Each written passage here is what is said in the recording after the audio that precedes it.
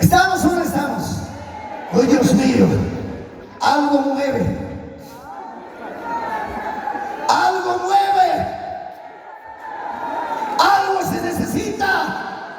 Vamos, despierta iglesia, despierta iglesia. ¿Qué clase de evangelio llevamos? ¿Qué clase de evangelio has recibido?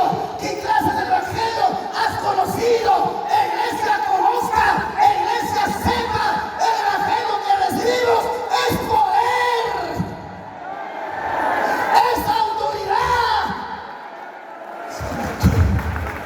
¿Por qué la iglesia no ha apagado? ¿Por qué la iglesia ha opacado? ¿Por qué la iglesia, amados hermanos, lloriqueando, triste, acobardado, adeudado? Habiendo un Dios grande, habiendo un Dios poderoso, cree en Jesucristo Hijo, cree en Jesucristo Hijo, cree en Jesucristo. Dios vive, Dios es grande, más grande que los médicos, más grande que tu problema, más grande que tu enfermedad, más grande que tus problemas. Jesús está contigo. A su nombre, a su gloria. Dale palmas, dale palmas, dale palmas. Dale palmas al Señor.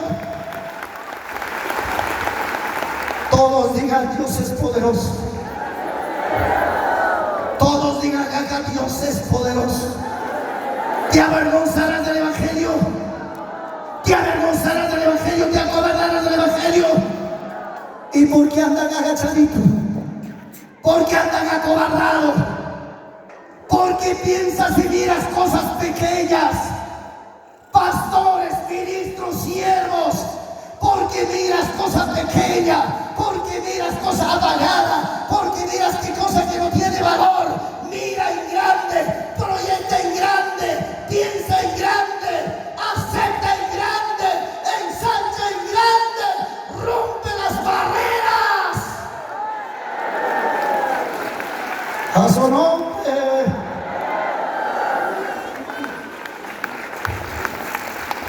Gracias al Señor. Esto me despierta. Esto me hace entender algo.